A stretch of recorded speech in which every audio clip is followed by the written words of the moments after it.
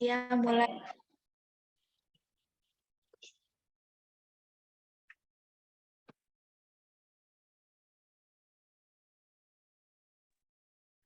Assalamualaikum warahmatullahi wabarakatuh. Selamat siang, salam sejahtera untuk kita semua. Kami peserta Laser CPNS TNI AD, golongan 2, gelombang 1, kelompok 2, angkatan 2, tahun ajaran 2022. Kami akan mendeskripsikan praktek berakhlak yang ada di instansi kami, yaitu RSPAD Gatot Subroto, di mana berakhlak sendiri merupakan suatu singkatan akronim dari 7 nilai-nilai bela negara yang harus dimiliki oleh ASN atau aparatur sipil negara, yaitu yang pertama berorientasi pelayanan, yang kedua akuntabel, yang ketiga kompeten, yang keempat harmonis, yang kelima loyal, yang keenam adaptif, dan yang ketujuh kolaboratif. Nilai ASN berakhlak yang pertama akan dijelaskan oleh Siswa Retno Dewi Ambarwati. Kepada Siswa Retno Dewi Ambarwati, waktu dan tempat dipersilakan. Terima kasih untuk Kak Revina atas waktunya. Saya akan menjelaskan tentang berorientasi pelayanan. Berorientasi pelayanan ini, ASN dituntut dan diwajibkan untuk berkomitmen memberikan pelayanan prima bagi pengguna pelanggan. Pelayanan prima sendiri adalah tindakan atau upaya yang dilakukan untuk memberikan pelayanan secara maksimal untuk tujuan bisa mendapatkan kepuasan atas pelayanan yang dilakukan. ASN juga dituntut untuk bersikap ramah, cekatan, solutif, serta dapat diandalkan dalam memahami dan mematuhi segala kebutuhan. Contoh sikap yang ada di dalam instalasi saya yaitu instalasi laboratorium. Yang pertama adalah memelihara komunikasi yang baik dengan pasien pada saat melakukan pengambilan sampel darah. Contohnya adalah menanyakan nama dan tanggal lahir. Yang kedua adalah memonitor kepuasan pasien terhadap pelayanan yang ada di laboratorium. Yang ketiga adalah memberikan informasi yang dibutuhkan oleh pasien. Contohnya adalah cara mendaftar dengan mengambil nomor antrian terlebih dahulu di laboratorium. Yang keempat adalah memberikan pelayanan dengan 5S, yaitu senyum, salam, sapa, sopan, dan santun.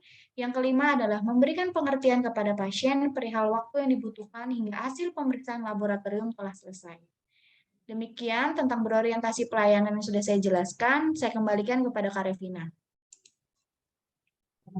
Terima kasih kepada Siswa Retno Dewi Ambarwati yang sudah menjelaskan tentang nilai ASN berakhlak yang pertama, yaitu berorientasi pelayanan. Maka selanjutnya nilai ASN berakhlak yang kedua akan dijelaskan oleh Siswa Nanda Berta Shania mengenai akuntabel. Kepada Siswa Nanda Berta Shania, waktu dan tempat dipersilahkan. Terima kasih kepada Revina.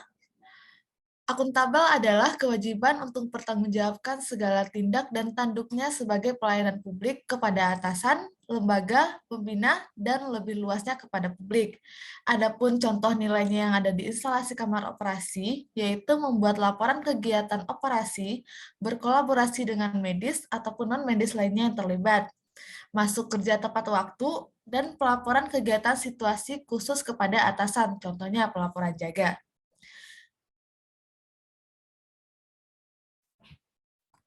Pada saat ini saya mengambil panutan tindakan sifat akuntabel yang dicerminkan oleh KAUR saya, yaitu Nurse Arya Skep, di mana penerapan nilai akuntabel yang beliau tunjukkan yaitu disiplin terhadap diri sendiri adalah salah satunya datang dengan tepat waktu, dan juga menegaskan kedisiplinan tersebut terhadap pegawai yang dibawahinya.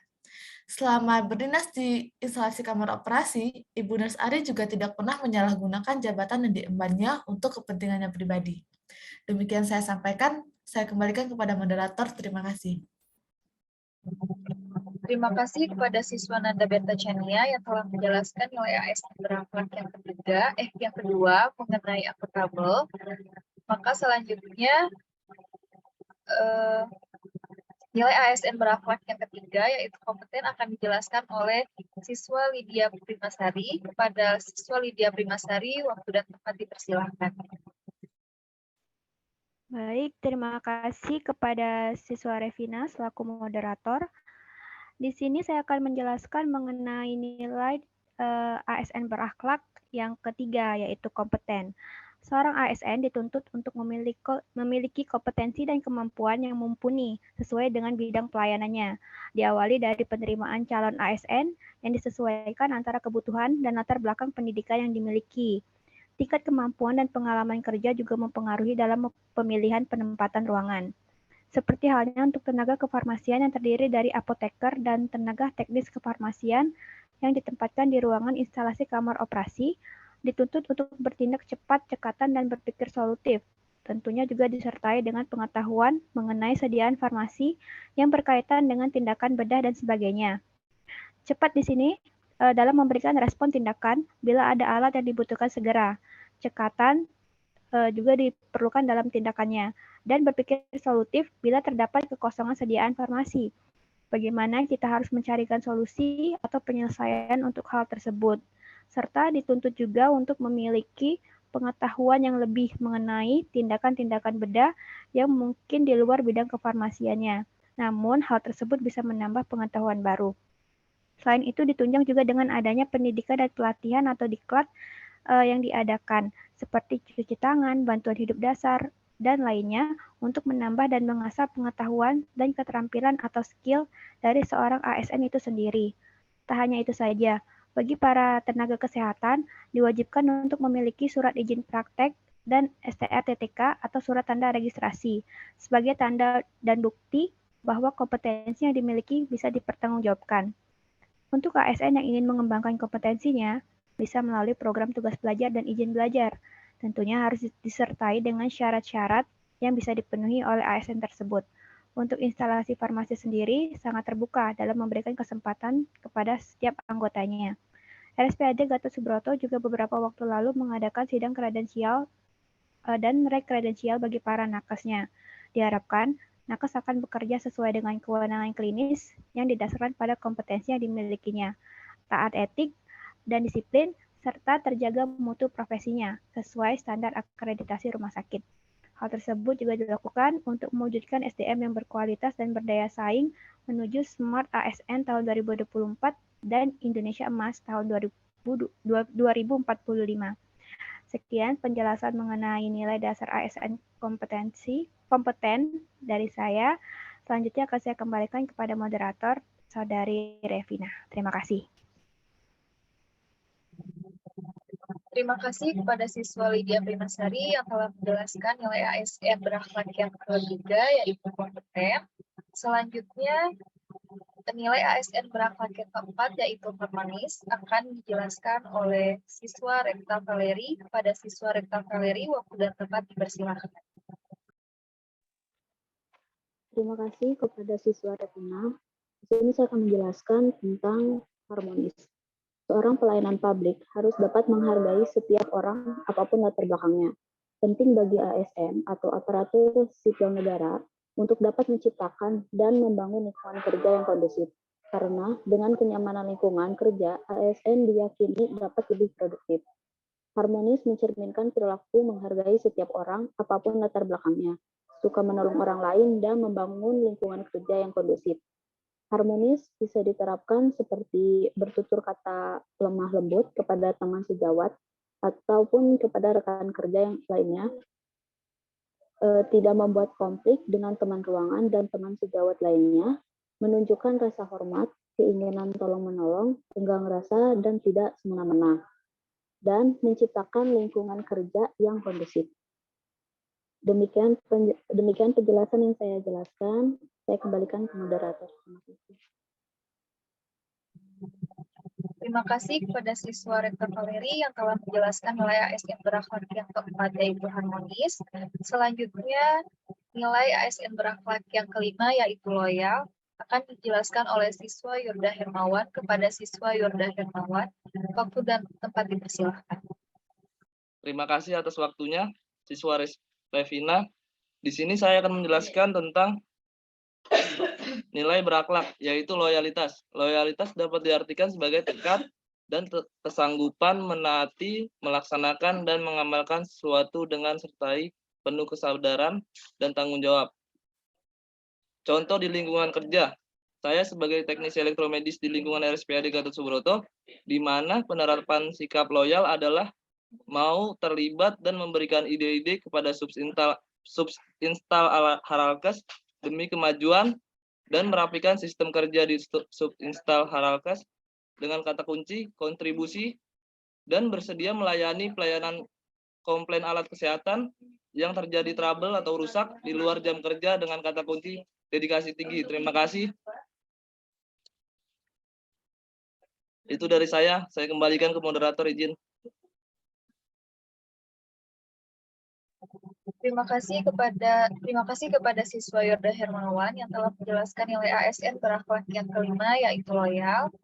Selanjutnya, nilai ASN berakhlak yang keenam, yaitu adaptif, akan dijelaskan oleh siswa Radalia. Kepada siswa Radalia, waktu dan tempat dipersilahkan.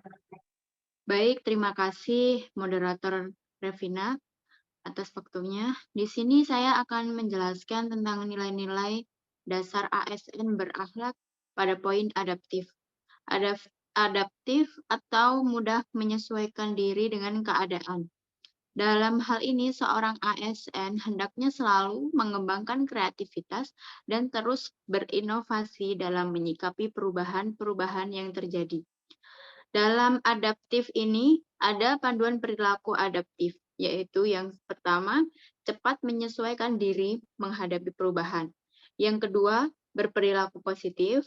Dan yang ketiga, terus berinovasi dan mengembangkan kreativitas. Untuk praktik berakhlak tersendiri di lingkungan kami, yaitu yang pertama, selalu bersikap dan berpikir positif dalam menyelesaikan suatu masalah di lingkungan kerja. Lalu ada mampu beradaptasi dengan peraturan-peraturan yang ada di rumah sakit. Sebagaimana kami sebagai CPNS yang baru saja bekerja di rumah sakit instansi masing-masing, akan beradaptasi dengan peraturan-peraturan yang ada di rumah sakit secara cepat. Lalu ada dapat beradaptasi secara cepat di seluruh lingkungan rumah sakit, di mana kami sebagai pegawai rumah sakit harus siap pada saat ditempatkan atau dirotasikan di berbagai macam ruangan di lingkungan rumah sakit. Selanjutnya ada selalu berinovasi di setiap tempat lingkungan kerja untuk mengembangkan kreativitas dalam pelayanan rumah sakit.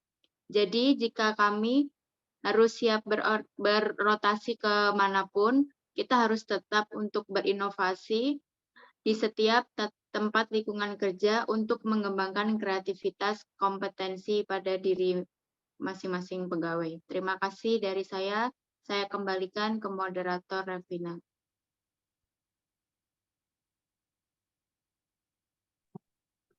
Terima kasih kepada siswa Radalia yang telah menjelaskan nilai ASN yang keenam, yaitu adaptif. Selanjutnya, nilai ASN berakhlak yang ketujuh, yaitu kolaboratif, akan dijelaskan oleh siswa Zenat Ivani. Kepada siswa Zenat Ivani, waktu dan tempat dipersilahkan. Terima kasih moderator untuk waktunya.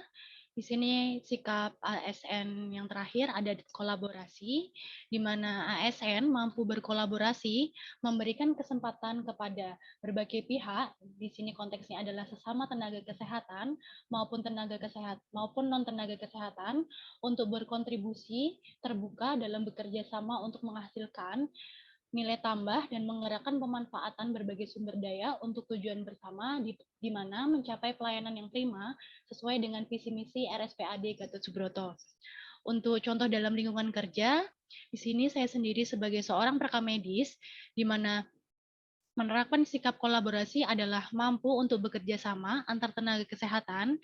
Sebagai contohnya adalah seorang perekam medis mampu menyajikan data yang lengkap, valid, akurat, dan dapat dipercaya di dalam SIM RS, di mana hal tersebut berpengaruh terhadap pelayanan lanjutan yang diberikan oleh perawat, apoteker, analis, nutrisionis, atau tenaga kesehatan lainnya, guna menunjang pelayanan yang prima sehingga tercapainya visi dan misi RSPAD.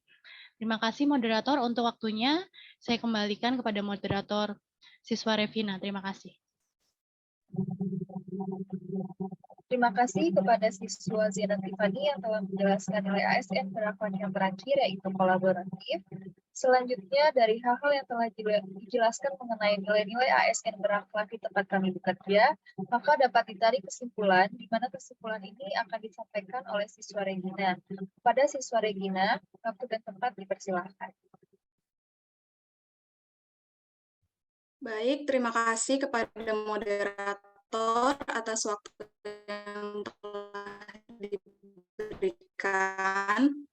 Dari diskusi dan penjabaran yang telah kami lakukan, kami dapat disimpulkan jabatan penting dan strategis dan kemajuan suatu bangsa, bahkan menjadi penentu kebijakan dalam pembangunan baik di pusat maupun daerah. Juga merupakan abdi negara serta abdi masyarakat yang harus mengabdi kepada tugasnya dan memberikan pelayanan sebaik-baiknya kepada masyarakat. Rendahnya kepatuhan standar pelayanan terhadap publik mengakibatkan rendahnya mutu kualitas pelayanan. Rendahnya kepatuhan juga dapat mempengaruhi pencapaian target-target yang terkait dengan sektor pelayanan publik, barang dan jasa, serta keterlambatan administrasi. Akibatnya, cepat atau lambat akan mengikis kepercayaan publik terhadap aparatur pemerintah dan mengarah pada apatisme. Dengan diluncurkannya core value ASN, yaitu berakhlak, oleh Presiden Joko Widodo pada tanggal 27 Juli 2021, diharapkan dapat menjadi titik tonggak penguatan budaya kerja bagi para ASN. Dan dengan implementasi core value ASN tersebut di instansi pemerintah, khususnya di sini di RSPAD Gatot Subroto, maka diharapkan pelayanan publik akan semakin baik dan tingkat kepuasan pasien terhadap pelayanan kesehatan di RSPAD Gatot Subroto bukanlah perkara yang mudah, tetapi juga bukan perkara yang mustahil. Oleh sebab itu, perlu adanya kerjasama yang baik antara pemerintah, birokrasi, dan juga masyarakat, sehingga dapat tercapainya pelayanan publik yang paripurna dan kepuasan serta kepercayaan masyarakat terhadap pelayanan publik. Demikian kesimpulan yang dapat kami ambil. Terima kasih atas waktu yang sudah diberikan. Saya kembalikan kepada moderator, siswa Revina Agustia. Terima kasih kepada siswa Regina yang telah menjelaskan kesimpulan hari ini. Maka sekian penjelasan mengenai pendeskripsian nilai-nilai ASN berakhlak di lingkungan kerja. Terima kasih atas perhatiannya. Selamat siang. Wassalamualaikum warahmatullahi wabarakatuh.